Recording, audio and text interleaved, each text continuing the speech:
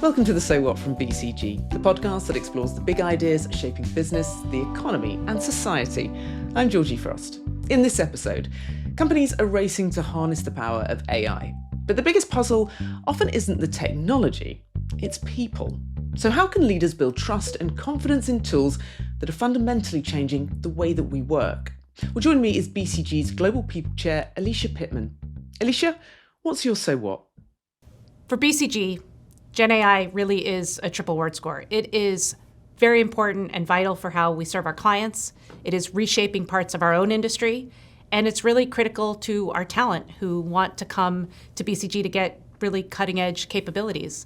And so for us, it's all about animating innovation. Bottoms up, tops down, always with human beings at the center and making sure that we're using responsible AI along the way. Alicia, AI is transforming every part of business, and the human stakes, I guess, are clearest in how companies hire, develop, and lead their people. It's where trust and adoption truly get tested. And BCG has had to navigate this itself, bringing AI into the most human parts of its business. So I want to find out what lessons have been learned and what every company can take from that experience. I think a year ago when people were talking about Gen AI, they knew it was important. They knew they needed to get on board. They knew they needed to test it out, but there was also a little bit of just sort of mystery behind it, right? What exactly is it? What is it actually going to reshape? I know I need to get there, but what does it actually mean? We were talking a lot about hallucinations. We were talking a lot about black boxes. We were talking a lot about, some things that were out there in the ether, but not actually talking about the work.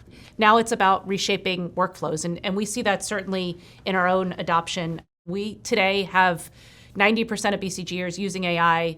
50% of BCGers are using AI habitually is the term we use. And what habitually means is day in, day out, core part of their work, not a party trick here or there, not just, one chat message, something like that, but really reshaping how large pieces of work gets done. Let's zoom in on people management specifically, because when we talk about AI there, what are we actually referring to? Where is it being used? How is it changing the processes? If we look across the people functions at BCG, we started using AI first really in talent acquisition. We've replaced 6 systems, put them into one, and kind of built it in AI native there. But I think performance management and learning and development are actually some of the most interesting areas where we're really seeing not just change in how we work, but change in what we're able to achieve. Probably about 18 months ago, we really saw that there was a lot of need bubbling up around using AI for performance management. And not surprising. I mean, we are a professional services firm. Development is at the core of what we do. And so there's like a lot of volume of project reviews and performance reviews and feedback and all of these things. It caught our attention on a few levels. First, we were, okay, there's a need here. We should think about that. Secondly, honestly, it made us a little bit nervous because you start to think about performance management. You think about all of these things about bias and personal data security and all of these sort of things.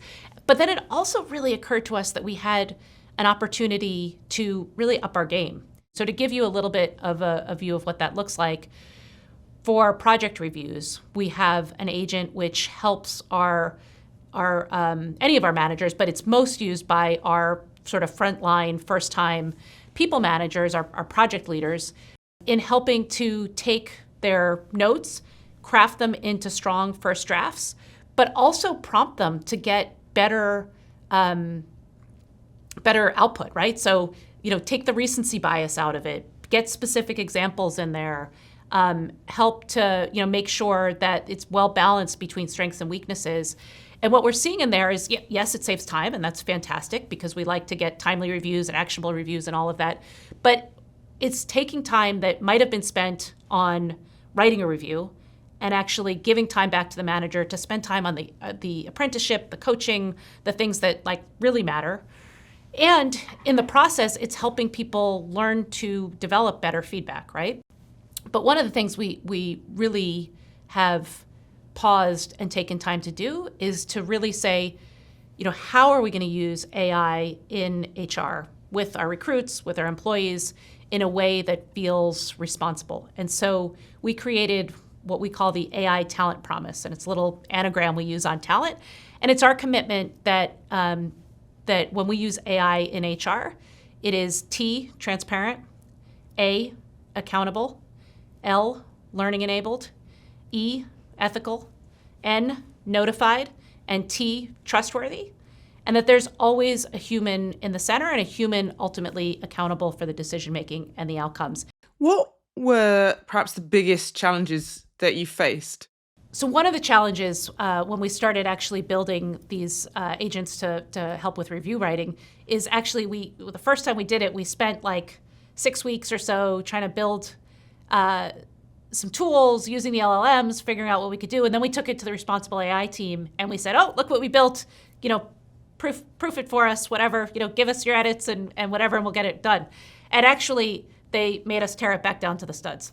So we learned quickly that actually starting with our responsible AI team, they helped us, build the data protocols a little bit differently. They helped us understand better learning, coaching, prompts, how to build all of those in from the get-go, how to test certainly differently. And so that was a big learning for us. And it's where I actually got most excited to see that AI, responsible AI, can be an accelerator, not actually a brake on what we do. And so that was, a lesson we learned probably 18 months ago. And then if I fast forward this summer, we decided, I think it was like July 30th or something, that we wanted to test something new for our fall review cycles. And we were able, within about 6 weeks, to set up the pilot with our responsible AI team. We wouldn't have been able to do that a year ago. But the other things were, about having to get bias out of the scores. I mean, humans have bias, and we know that LLMs have bias, and so really kind of training our agents to make sure that they're testing for that. And what perhaps didn't work at first? One of the things that really didn't work at first was trying to figure out how to spread innovation and how to spread what best practice was working like quickly enough, right? We stood up an enablement network. It's about 1,800 people across BCG who have raised their hands. They're basically our volunteer ambassadors. Some of them are really quite expert at what they do, and some of them are just really quite energized, but they are activating, animating in their local offices with their teams how to spread best practice. They share amongst each other, and then they share out with their communities. And that kind of peer learning has been a big piece at the center. We also, hardwired some things like we have basically a store, a marketplace where our people can come and see not just the best of the agents that we've built, but also which ones are being used the most. What are the metrics that you're using to measure success? Because trust, and this all boils down to trust, doesn't it? It's a quite hard one to measure, isn't it? So what signals tell you that this is working for trust, as it were? One of the things that it's kind of a basic metric, but we do look at is part of the talent promise that I talked about is N, notified, right? So we are not allowed, no BCGer is allowed to be using AI in any kind of performance review process without the person who is the subject of the review being opting in, right? And so one of the things we just track is how much are people opting in to do it. And it's not 100% by any means, but it is the vast, vast majority of people are not only opting in, but actually, asking for it and pushing us on it. So that's one of the ways do people want this, right? Not just, it's kind of easy to see why the reviewers would want it. Do the reviewees want it? And they do. So that's one of the things we do. But the other thing we're measuring is, and I spoke about it a little bit before, is are people feeling like they have a better quality outcome? Because if all that we've done is like speed up some time to put reviews out there, then we've achieved a little bit, but we haven't actually really achieved our ambitions on development excellence. And seeing the better quality outcomes, that's a big part of what we promise to people when they come to BCG. And that's part of what we recognize and know as a quality outcome. I'm curious, you are obviously BCG's chief people officer, but you are an active commercial officer as well. So what are leaders out there telling you, I suppose, What are their biggest concerns when implementing, when getting the most out of these new AI tools when it comes to people management? The first are business questions that any leader would ask, which is, how do I know that I'm going to get return on this? Where do I start? How does all this thing work? Is it responsible for me to make big money technology decisions right now in a world where the technology is moving as quickly as it is? And the good news there is that we can dissect and see like what actually works, and we know that when you use AI at the core of your business, when you use it to reshape some of the most important work that you're doing, that is one of the big signals of the 5% of companies that are really getting value out of AI. The second is that they are taking this on as a true soup to nuts transformation, not just a technology implementation, but looking at people, looking at process, looking at culture, and really creating all of that. What is the role of human beings, right? Like, what are we trying to actually let the machines do? And what is really uniquely human that is going to keep at the center? And I think they're asking that question from a number of different angles. One is, where should my compass be in terms of what I do want to take out and what I don't want to take out in terms of work? Two is, how do I think about the role of leaders and managers moving forward, which I think is a particularly fascinating one. And then the third is, how do I move my people, my organization through this in a way that they don't feel like they're now sidelined, right? That actually they feel at the center of this, not some sort of byproduct. And I think those are all really important facets to explore. How do you answer those questions then? I think there's a few things to them. One is, on this question that I think is super interesting about what is the role of the manager. I mean, the truth of the matter is, in most organizations, managers are spending a lot of time just connecting the dots with people, right? Oh, I was in this meeting and this got mentioned. I was in that meeting, that got mentioned. Let me make sure I tell my team so that they can connect the dots on that. Or, managing priorities and workflows and things like that. Honestly, that's a lot of stuff that AI can be hugely helpful with. It's important that those dots get connected, but it's not super high value work to just repeat what you heard somewhere else, right? So I think a lot of that kind of like work management is going to come out from a lot of managers' jobs. I think what is going to be more important is, how do they spark creativity? How do they spark new ideas? How do they motivate their employees, develop their employees? And particularly when we think about development, I mean, in a world where work is changing so quickly. And so managers are really, I think, going to have to spend more time not just managing work, but actually helping their people develop, adapt to change, and move through and build capabilities for the organization and build capabilities for themselves. I am curious, though, where do you draw the line on automation in people processes? What has to stay human?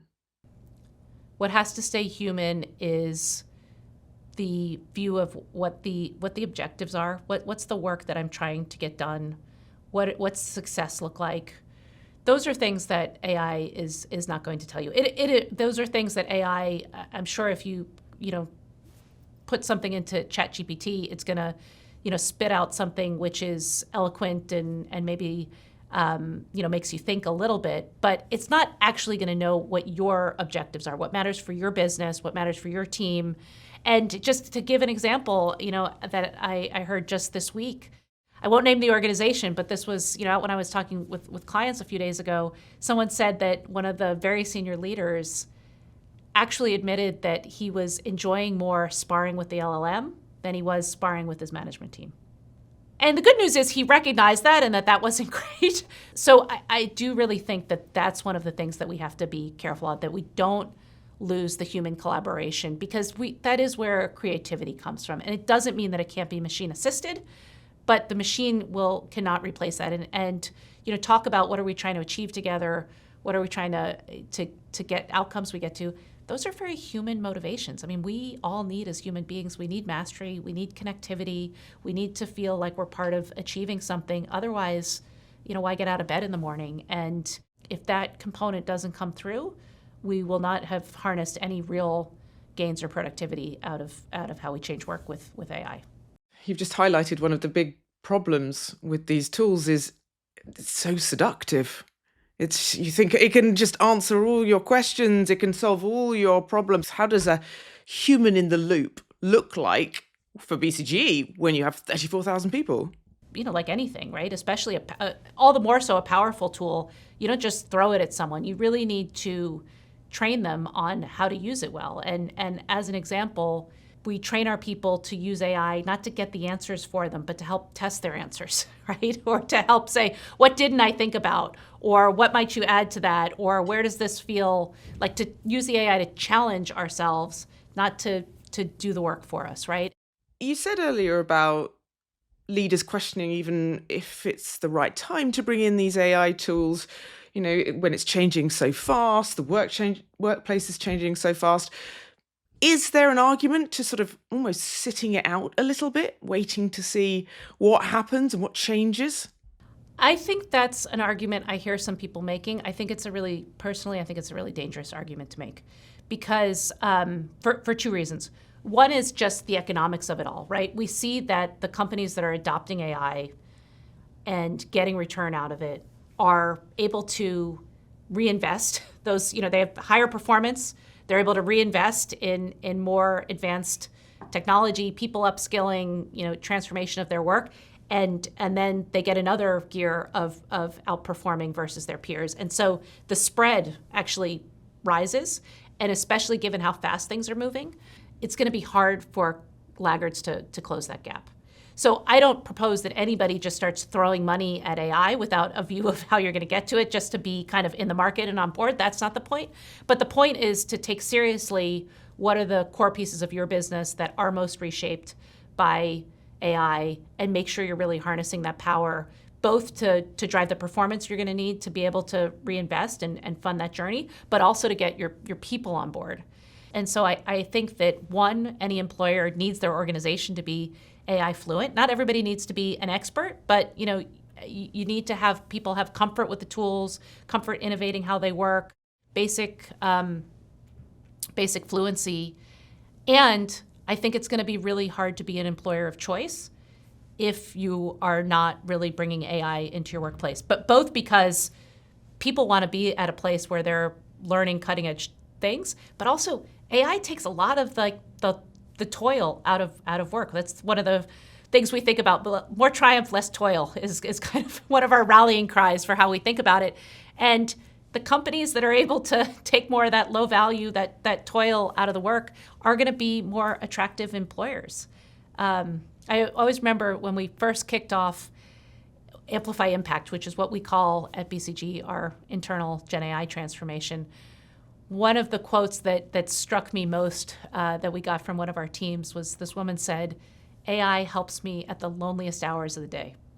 And she was basically saying, when I'm staring at a blank computer screen or I don't know what to do, or I'm just like, oh my God, it's been a long day and I have, 3 pages of notes to summarize into an email or something, like that's when I got this buddy of AI that just sort of is with me and, makes it easier. And I think, those sort of things really matter. I mean, we have one of the metrics we look at is employee satisfaction around Gen AI, and 73% of our employees tell us that they enjoy their work more when they're leveraging AI for it. And that's not surprising, but it is important that we keep measuring that. Alicia, how is AI reshaping how we learn today?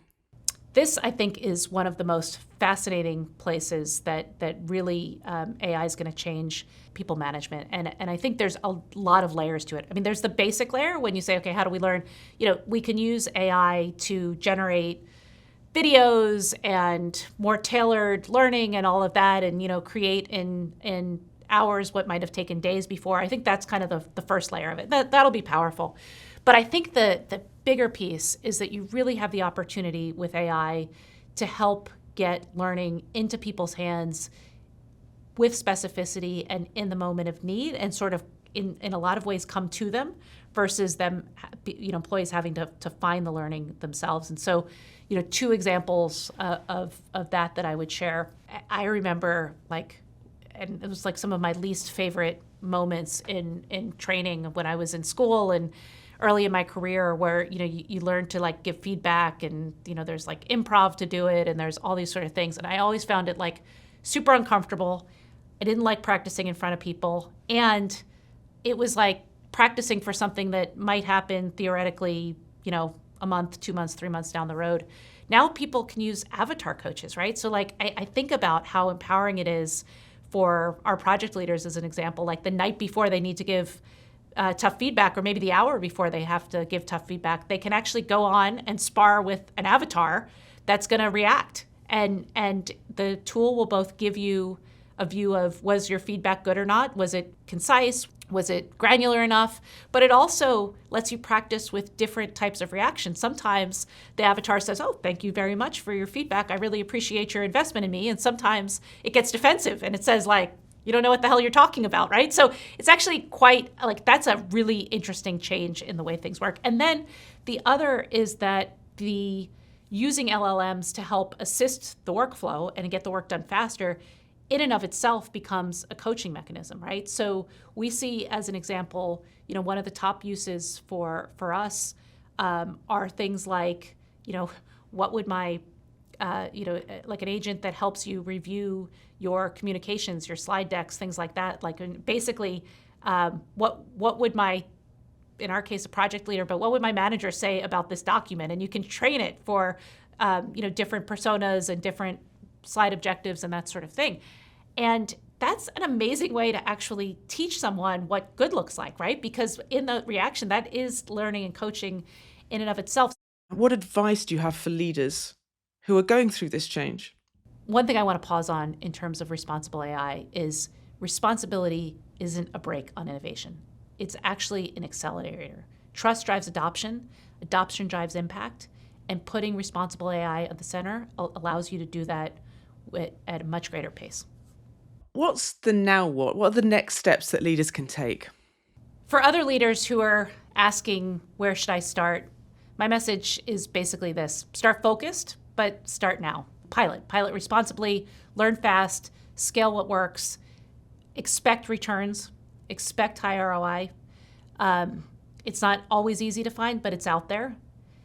And in terms of your employees, upskill broadly. Invite employees to co-create with you, keep communications open.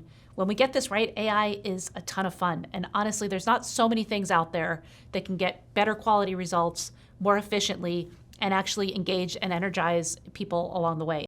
And that's a great thing because getting the culture right really matters for AI success. It's kind of magic in a bottle in my view. Alicia, thank you so much. And to you for listening. If you want to read the latest articles from Alicia and the People team, follow the link in the show notes.